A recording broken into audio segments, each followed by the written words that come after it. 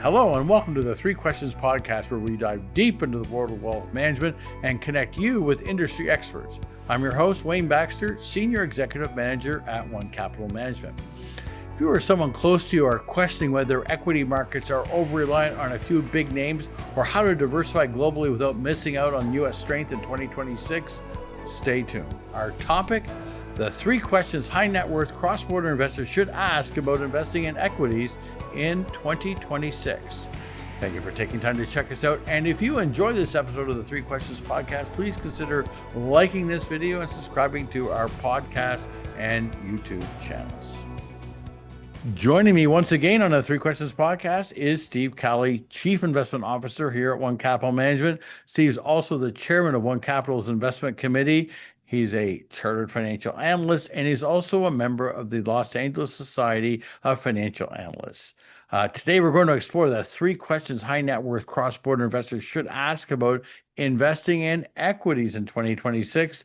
And this is the second in our two-part series on investing this year in 2026. So, Steve, once again, we're back at it. Thank you for making time for us today for the podcast. It's always great to be here with you, Wayne, both on air and when you come down to my office and we have long chats about the markets and about everything that's going on. It's a 5-minute conversation that takes an hour. Exactly. Well, today's episode is actually the second of a two-part series on investing in 2026. Last week, we addressed the three questions high net worth and cross-border investors should ask about fixed income and private asset investing in 2026. And if you missed it, I would encourage you to check it out by visiting our website, or you can also find us on either Apple or Spotify. Now, Steve, if we look back at how things unfolded in equity investing last year in 2025, for you, what stood out the most? Was it the fact that the S&P 500 had solid gains amid this ongoing AI-driven growth, or was it that emerging markets outperformed? Or was it even this, short-term sharp drop we saw in the markets from February of last year to April due to, all this worry and shock around tariffs? And we had this rebound, of course. Or was there something else that really got your attention? Well, I was going to say it's all of the above and more. So the shock in March, April probably was the only thing that wasn't surprising to anybody, just because when you announce Independence Day and pull out the big chart and you show tariffs going to be raised around the globe and the uncertainty that kind of brought out. And we know how markets hate uncertainty, by the way. Exactly. And so the markets sold off a little bit during that time. And I can't remember, I knew we had a conversation, but I don't think we did a podcast on it, but we had conversations about how that was going to be a short-term thing. It was an opportunity for us to look at investments, look at companies that just got a haircut on their price. So we were able to take advantage of some of that. So that was the least surprising. But all the other things that you mentioned, how well the economy did in spite of tariffs, how well the economy did globally, in spite of the geopolitical that was going on. But the one thing that I think caught me off guard more than anything else, and again, I wouldn't say off guard. It's just it was such a unique thing last year. And you touched a little bit on with your AI comment, but is that earnings growth in companies, the revisions continue to move up. Historically, what happens is when analysts and when people are looking at the year ahead. You always are very optimistic. Next year's always going to be great. I mean, same thing with 2026. We're coming out of 2025. We're coming out of the tariff world. There's going to be some court losses for Trump on tariffs and things like that. So you always think that this year is going to be better than last year. And what happened in 2025 is not only was it better than they expected, but usually they revise earnings downward as the year goes on, as reality kicks in. This year, they revised earnings upwards in 2025. That was unique for me. It's been years, maybe the only time in my career that I've seen that, where as the year went on, earnings were revised upward, not downward. And so that was the other big shocker, that earnings came in extremely well with all of the headwinds, with the geopolitical issues, with tariffs, with all of that. Earnings continue to come in stronger and stronger and stronger throughout the year. And that was the to me, that was the part that caught me off guard, surprised, just because it doesn't normally happen. It was a really rare occurrence last year. Would you say odds are that when if you complete sort of your investigation of all this is there's definitely going to be an AI related reason for all of those upward revisions, AI industry. There's no question that the AI will be a part of that revisions and part because AI wasn't just the AI spending of the AI companies. It was the build out. It's infrastructure. It's people using it. It's inventory builds. For equipment that goes into AI. There's a lot of things that allowed companies to increase their spending, increase their earnings, and a lot of people spent money on that. So AI is going to be part of it. It's not going to be all of it. The part that was a little bit surprising is companies that you would have thought were hurt by tariffs. A lot of especially the retail side of things. Their earnings grew as fast. Their earnings were revised upward, not downward as well. So a Walmart, a Target, people who you would think that their tariffs would actually hurt, spending continued to grow. And so because people kept spending, those companies were able to absorb those, the additional costs that came from tariffs, and they were able to actually just sell more goods and they made more profit. So even the companies that you wouldn't expect did better last year. And so that's why I say it was a really good year for the economy. Now, there's other issues that we could talk about where I'm sure we're probably it going to wasn't get a to a good few year of when them. it came to tariffs. It wasn't a good year when it came to unrest. It wasn't a good year with some of the geopolitical issues around the globe. But from an investment standpoint, it was a very good year. I remember once we got into the fray last year, one of the things that the investment committee decided on was to reduce their exposure in a global perspective on our equity portfolios. There was a reduction of exposure, not massive. I mean, I think it went from 19% to 15% in European or international exposure, and Canadian equities was reduced maybe by 25 to 20% or something like that. Something like that. Were you surprised at how well both of those markets did last year? Was that?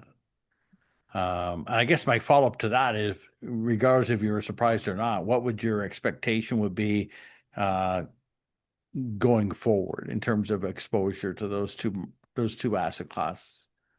So I think the simple answer is yes. We were surprised, obviously, because we cut our exposure back on those.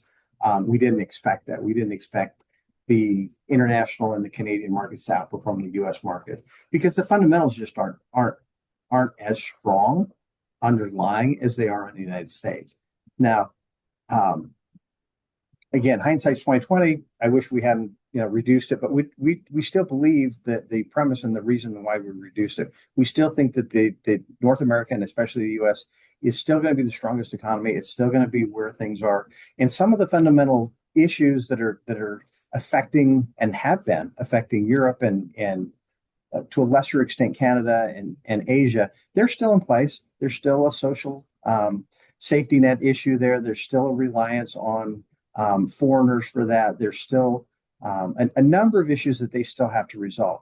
Now, Trump and Trump's disruption is probably over the long run going to help them because people are having to look internal. They're having to look at how they run their economies, how they're running their situations, and not be so dependent and using the United States as a crutch, because you can always just kind of sell your goods into the U.S. Everything was good, no tariffs.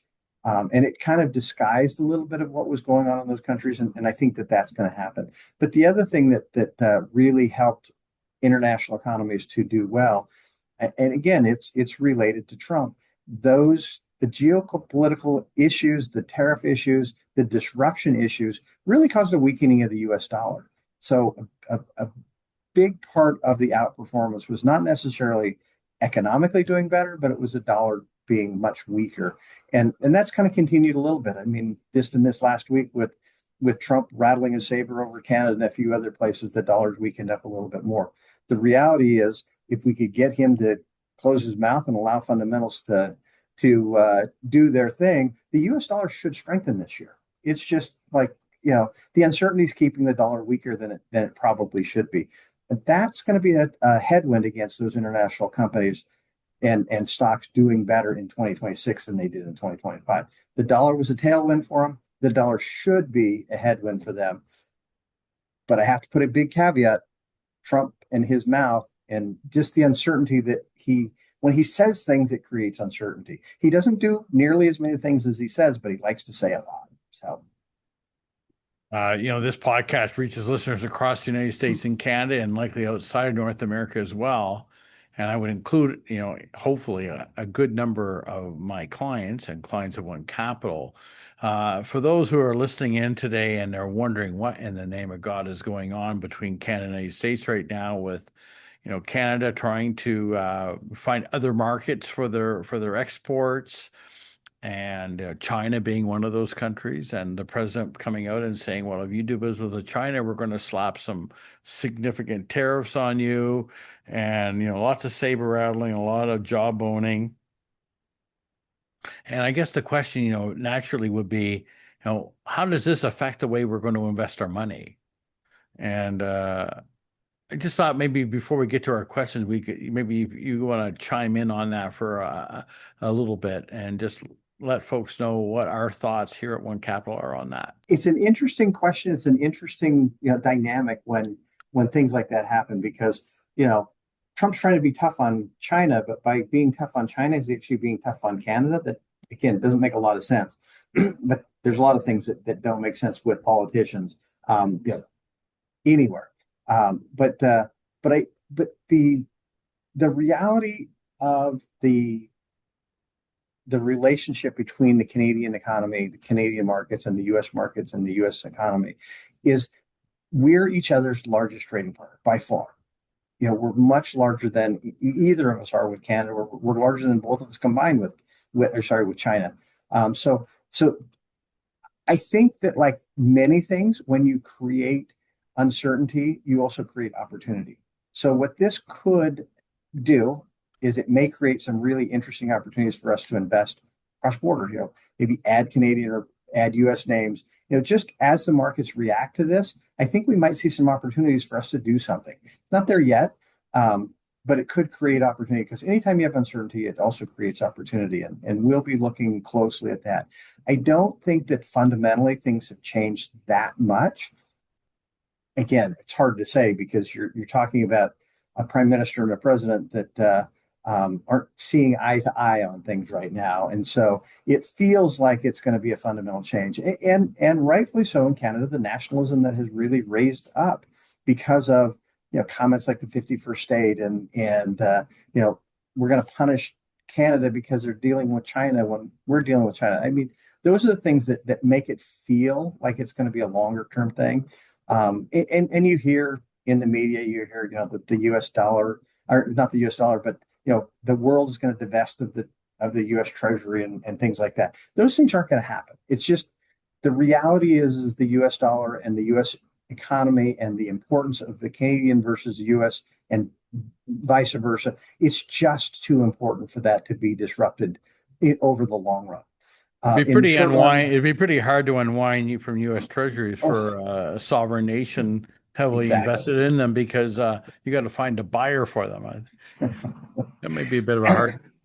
Yes, yeah. So you've got all of that, and the other side of things is that maybe the silver lining on all of this, and maybe the silver lining in Trump being as disruptive as he is it's really forcing countries to look inward and again, it's been, I hate to say this because it sounds arrogant, it sounds bad, but so many countries, and Canada included, have kind of rested on their laurels a little bit because the U.S. is a ready market. They could, anything they produce, they could send it into the U.S.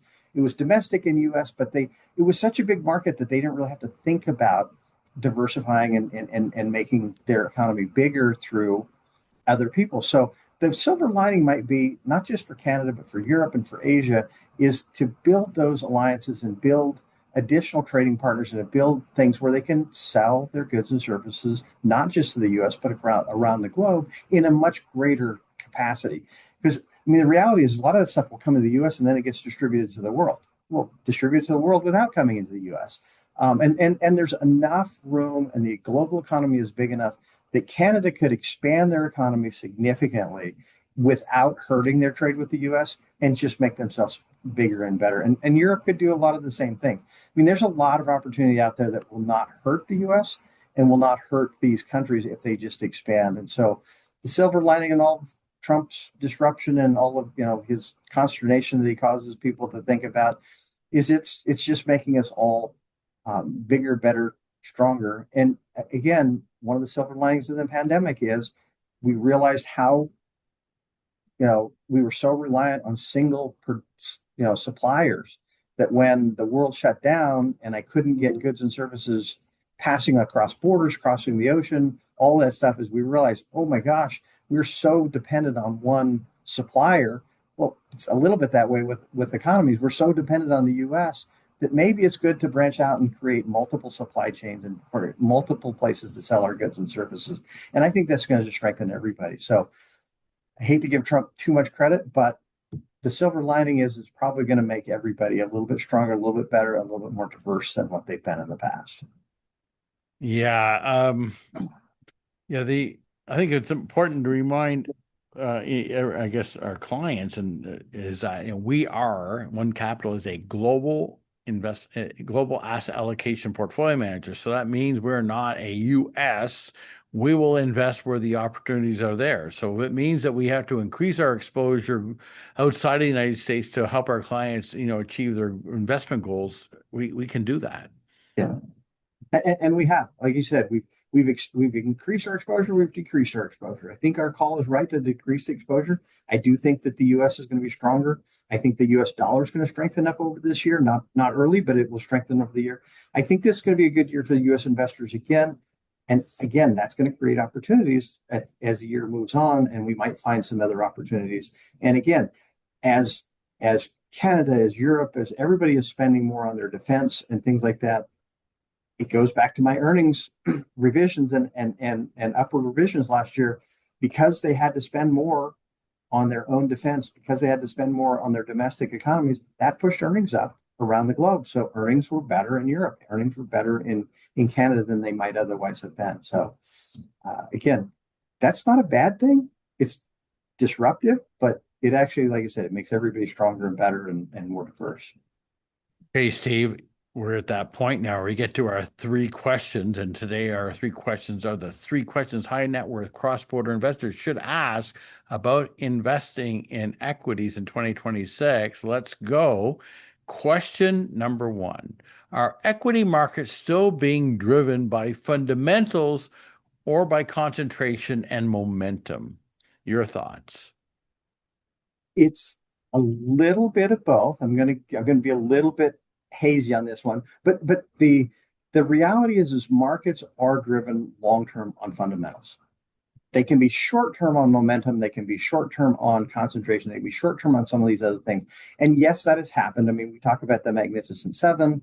There's a tremendous concentration in those companies, but the difference between today and even that concentration and back to 1999, 1988, 98, 99, 2000, when we had this huge, market, and back then we called it a bubble afterwards. There was a lot of things happening. There's a lot of excitement around the internet. There's a lot of excitement that was happening then, similar to the Magnificent Seven and AI.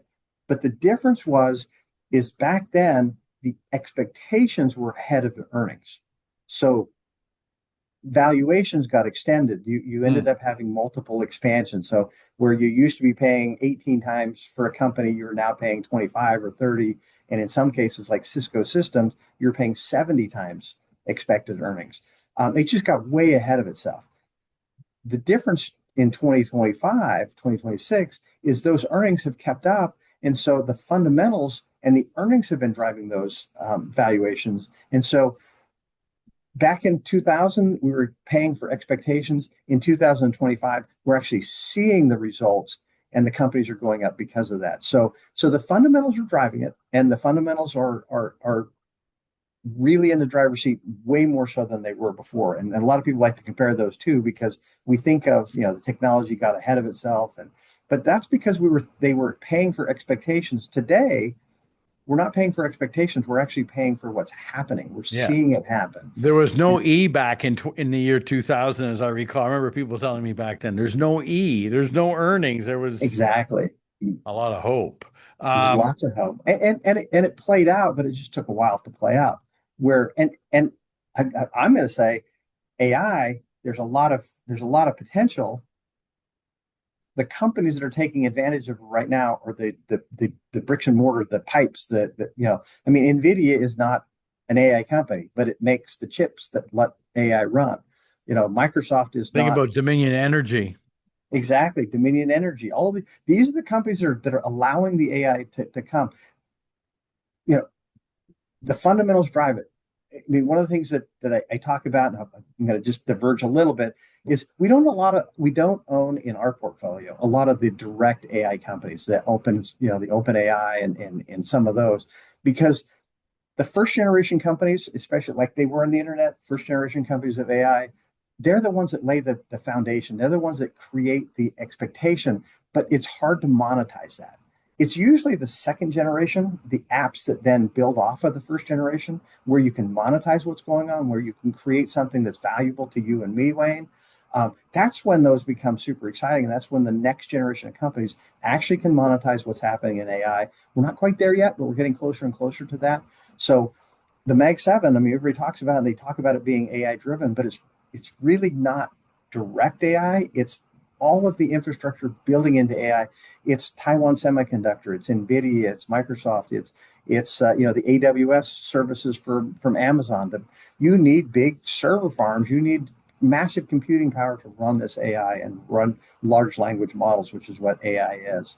So AI hasn't gotten ahead of itself. We still have a ways to go on that. And the companies that are benefiting right now and what you're seeing in the marketplace are companies that are earning money based on what's happening.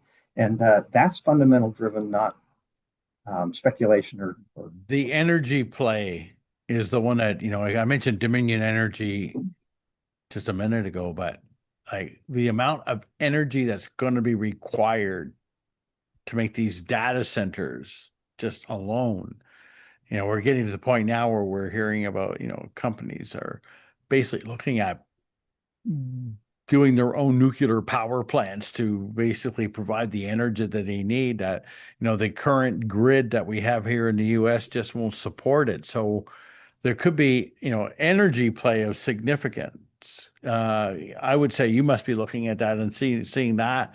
I know we do have Dominion Energy as one of the positions, but there must be going to be another angles on, how energy, the development of energy is going to impact how people invest going forward. yeah.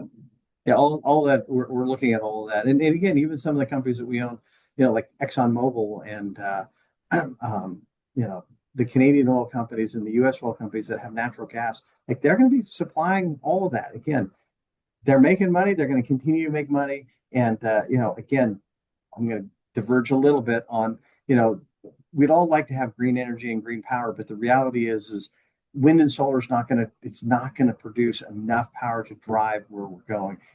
These fossil fuel companies are going to be big winners in all of this as well. So, and we're going to be part of that. We're going to be part of that because as an investor, that's where you're going to be making money on the energy side. And then there are going to be some other opportunities. Nuclear is a really good one, and getting in the right place to take advantage of that. And we're looking at all those options right now. Just one follow-up question, talking about fundamentals versus momentum. As you know, we have U.S. resident clients that have Canadian equity exposure. We've created models for them. We have a lot of Canadians that have relocated to the U.S. that didn't want to convert their U.S. dollars or their Canadian dollars to U.S. right yet. Uh, how does this sort of concentration in like Mag 7 affect a cross-border portfolio? How has One Capital sort of overcome that? What's been the strategy for our clients? When you're dealing cross-border, you have to take currencies into account. So that's a big deal because the company, the fundamentals of the company and where the company is housed and what is the currency, the local currency that they trade in. Again, you mentioned NVIDIA and some of these, they're US dollar currency. and you've got cross-border people in Canada that own it. Well, yeah, you just have to be very conscious of the currency. So, one of the things that you'll do, especially cross-border, if you're a Canadian and you own these things, is you'll use currency hedges. You'll either use, an investment pool that is hedged to Canadian dollar. In some of the solutions that we have, we've got some hedging in there. But that's one of the things that cross-border people have to be aware of, because again, as I mentioned, the dollar weakening last year helped the Canadians. Well, if the dollar strengthens, that could be a drag to Canadians, and so you just have to be aware of that, and take that into account when you're doing cross border. So we're going to make sure that we have the right mix of Canadian dollar to U.S. dollar. If we're working in Canadian, if we're in Canada working with Canadians, or if we're in the U.S. working with Canadians, or in Canada working with the U.S. Like I said, currency and your home where you spend the money is really important.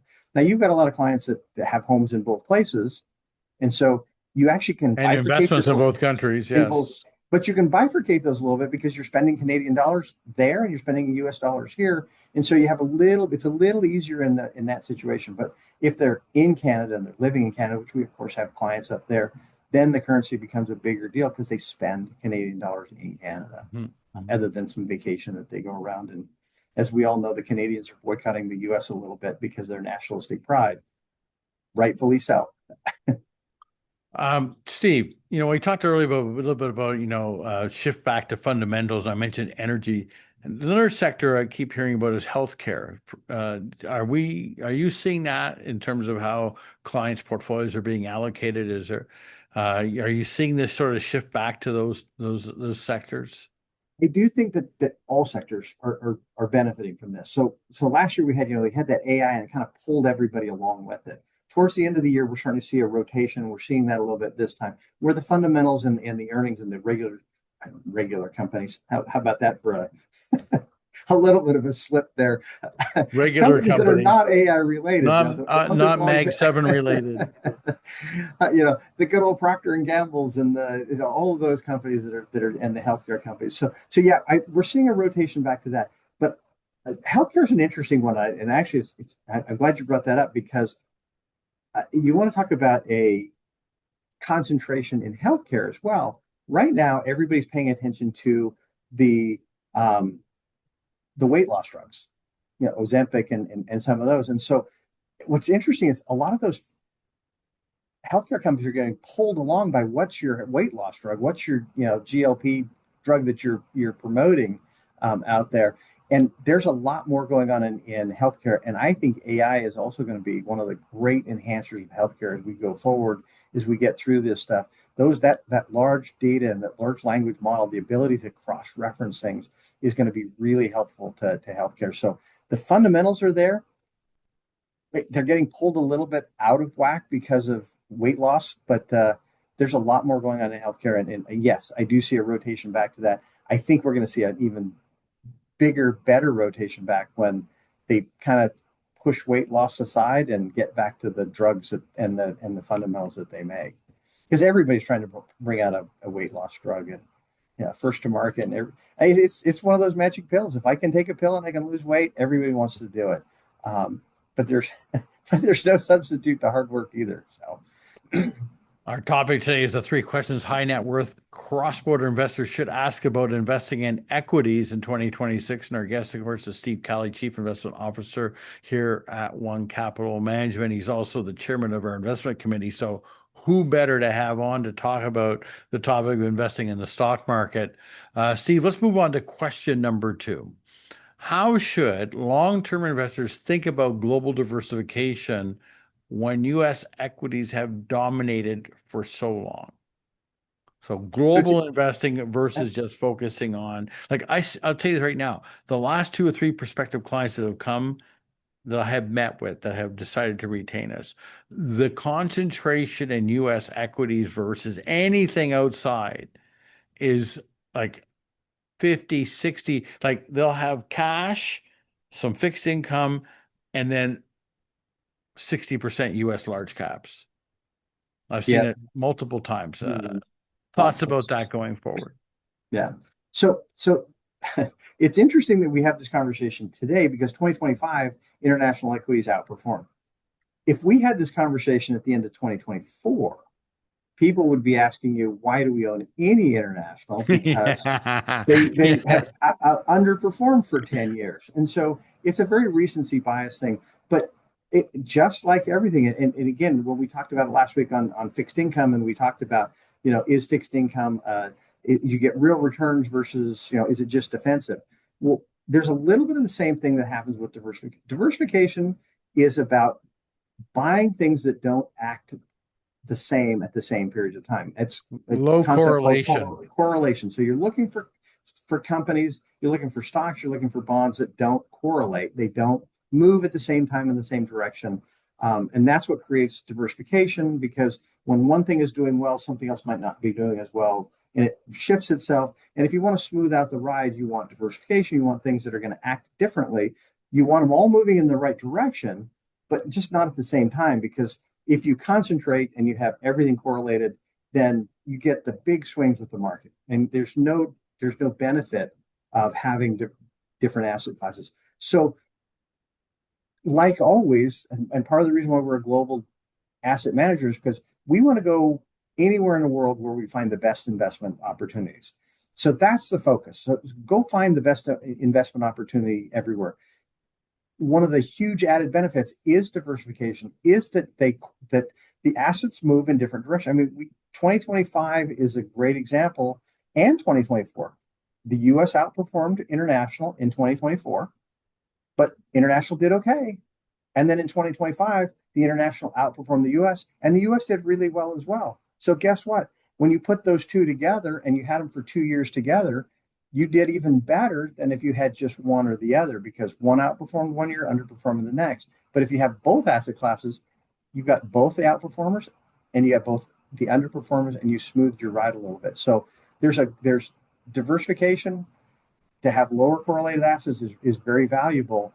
And like I said, the last 2 years have been, especially in the international, it shows that you can't pick the year that they're going to outperform. So you want to own both of them, especially if they're moving in the right direction. Because the idea is you buy the best stuff and then you let the markets do what they do. And then you have unforeseen things like the dollar and the weakness and some of those things that kind of skew it one way or the other a little bit. But the fundamentals drive it. The fundamentals will always win out in the end. Um, and as long as you're buying the best companies, the best assets that are going to produce for you in the long run, you want to own international, you want to own domestic, you want to own all of those. And so yes, international is going to be a big part of it.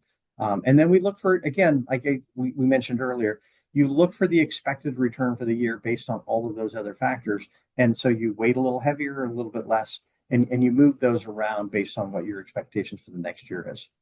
We're very What comfortable where we are.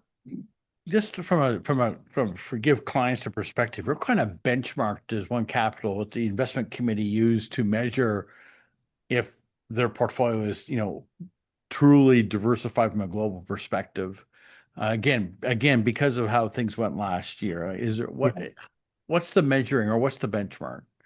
So what's interesting with benchmarks, and when you talk about a benchmark, you're talking about something like the S&P 500 or the Dow Jones or the TSX 60. Um, um, The S&P 1200 is the one that I'm probably the yeah, most so the familiar S&P with. 1200, so the MSCI S&P World too, Global, obviously. yeah, the S&P Global 1200 is one that we look at. The MSCI All World is another we look at.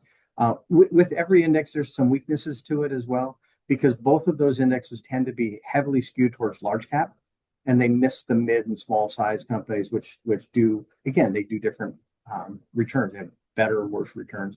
And so that we're typically looking at that, the S&P Global 1200, to give it an idea of how the globe is doing relative to what we're doing. The MSCI All World is another one, because you're trying to benchmark yourself, and you're trying to say, did we miss something? Are we in line with where we should be? We don't manage to those benchmarks because Yeah, we're not we do. index chasers. I tell clients all the time, we don't try to chase an index to determine how our Exactly. A little bit of a shameless pitch for One Capital and for you is it's we're trying to find solutions for clients and solutions for clients' problems. And so you create an asset allocation that meets their needs and their goals. And so You don't chase an index when you do that. We're not solely looking for performance. We're looking to get our clients from point A to point B in the smoothest path we possibly can to get them the best returns we can get, and do it with the least amount of risk possible. And that isn't an index based. That's a solution based. That's individual diversifications, individual tailored portfolios for them. And so we look at the benchmarks because you have to have something to look at and say, are we keeping up? Are we not keeping up? Did we miss something that we need to address? So you look at those benchmarks because you want to see, okay, what did the world do? How did these markets do? And did we miss something? And if we did, like fix what we're doing. If we outperform them, great.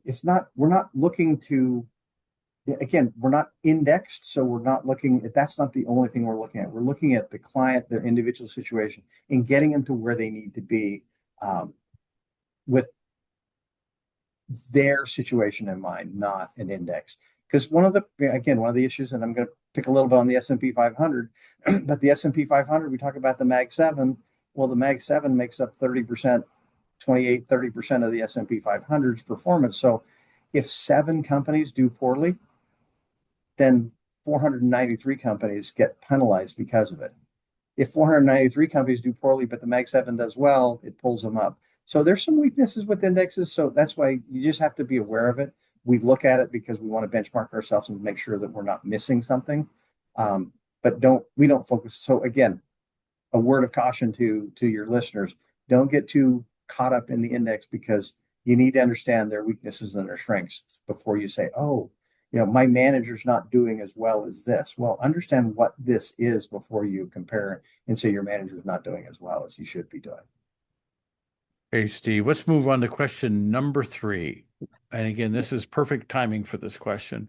What are the biggest behavioral mistakes high net worth investors will make with equities, and how can they avoid them? Or, yeah, I'll reread the question to you again. What are the biggest behavioral mistakes high net worth investors make with equities, and how can they avoid them in 2026? I want to make sure I got that right. I would say the biggest mistake anybody makes, professionals as well as individual investors, is allowing emotion and allowing the news of the day to skew your thinking and your view of the fundamentals.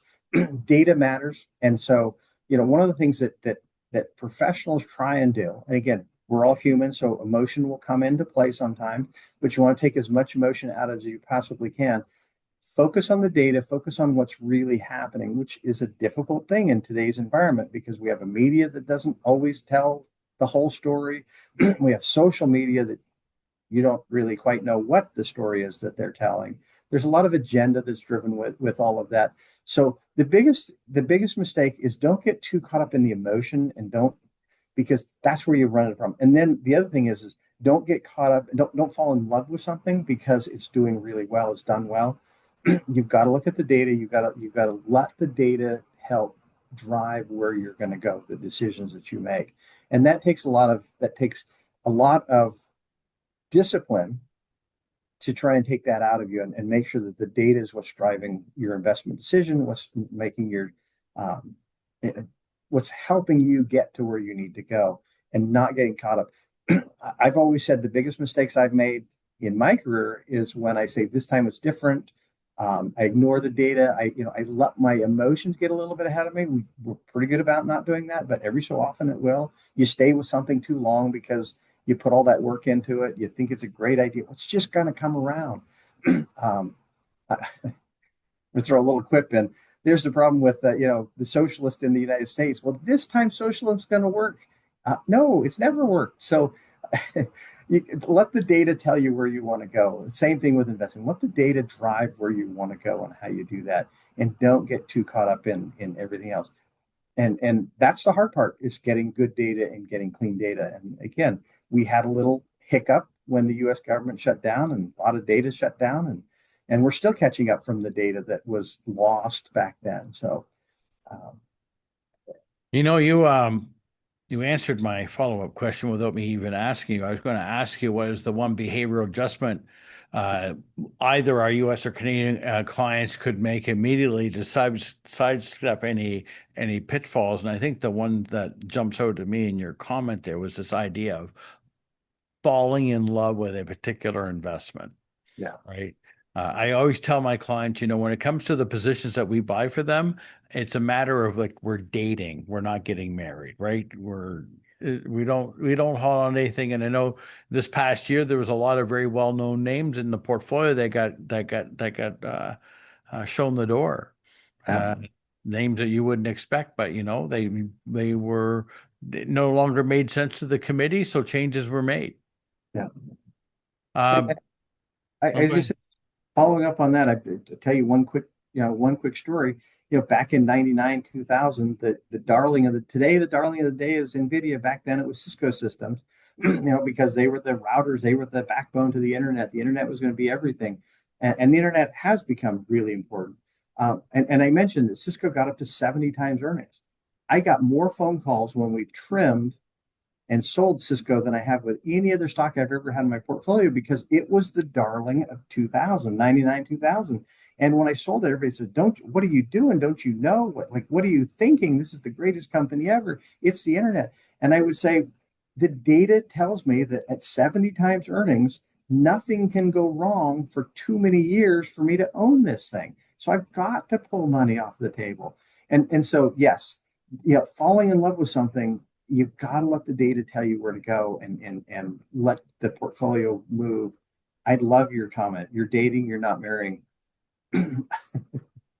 Yeah, just as a wrapping up here, Steve, so we've done two episodes here. The first two are on fixed income and private assets. Today on, stock market, basically. If we pull from both episodes, uh, what's one key way high net worth cross-border investors can integrate equities with fixed income and private assets to have a resilient portfolio for this year? How do you put it all together? The number one thing is to work with your advisor and make sure that you provide all of the information to them so that somebody like Wayne, if Wayne is working with the client, so that he has all of that information, everything that you're thinking about, your basically your hopes and your dreams, what's coming up, if is there weddings in the family, and then setting realistic expectations for your spending patterns in the future and things like that. And then that allows somebody like me to say, take that data and say, here's the expected return. Here's the returns you need to get where you're going. Um, and then how do we mix fixed income? How do we mix private assets? How do we mix equity to get you where you're going with the least resistance? So the highest return possible, the lowest risk that we can put together from that. That's the diversification. That's that low correlation. You're going to want to put all those things together. So to me, it's is talk to your advisor, like get as much information in their hands that can be passed down to the portfolio managers so they can build a solution for you. Not, I mean, one of the things that again, high net worth, like everybody else, they focus on what the market's doing and like, am I doing that? The best thing that people can do to build a really resilient portfolio is get all the information in their advisor's hands and the portfolio manager's hands so they know where you're going, and then stick to your plan, stick to that discipline, and let the investments work for you, not chasing things. I mean, when you chase things, you run into problems. And I could tell lots of fun stories about that, but I'm going to save those for another day. But it's allow that discipline to let your money, let your wealth work for you to get you where you want to go, and not chasing things, So chasing to people. close out, one last thought here. Any final thoughts from you just on what you see as for 2026? Either I'm going to get you to pick one or the other, the biggest opportunity or biggest risk for high net worth investors, regardless of the asset class. Where do you see the biggest opportunity or biggest risk for 2026? I'm going to say that 2026. I'm actually really excited about 2026. I think that the fundamentals are going to continue to come into play. I think that inflation, while it's elevated above targets, it's not bad, and it's slowly coming down. I think the earnings are going to continue to grow. I think the AI revolution is just beginning. And again, don't misconstrue what I'm saying about the AI intervention. The AI revolution is just a powerful, powerful tool that's going to make life better, easier, faster. It's going to help us with, create solutions in medicine, in mining, in so many different things that I'm excited because the future is really bright, and we're at the beginning of a real change in how we do things and how productivity will be enhanced around the globe. Like there's a lot of great things coming.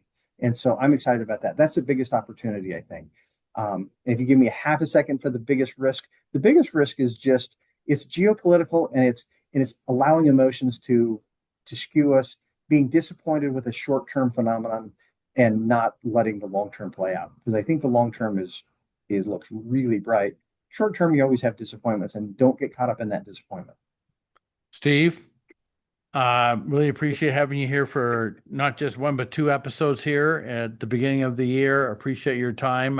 Steve Colley is the Chief Investment Officer here at One Capital Management. He's also the Chairman of One Capital's Investment Committee. Steve, thanks a lot. Great seeing you, and we'll no doubt be talking sooner than later. Always good seeing you, Wayne, and I look forward to you popping in for that next 5-minute chat in my office. Yeah. You got it. All right, Take Steve. care. Thank you. I look forward to bringing you the Three Questions podcast, and I hope you do find them educational and informative. Please consider liking this video and subscribing to our podcast and YouTube channels. And to receive a notification when our latest episode has been posted, please click on the notifications bell. And lastly, to schedule an online Zoom consultation with me to discuss your wealth management needs, please click on the link in the description box below, www.onecapital.com/meet with Wayne. Thank you, and we will see you soon.